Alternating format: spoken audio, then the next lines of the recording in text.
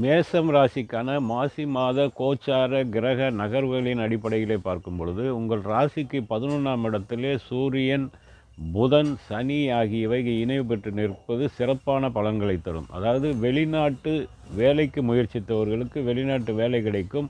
வெளிநாட்டில் தொழில் செய்பவர்கள், ஏற்கனவே வேலையில் இருப்பவர்கள், வியாபாரம் செய்பவர்களுக்கு அடிக்கடி வெளிநாட்டு பிரயாணம் சென்று வரக்கூடிய அமைப்பு இருக்குது.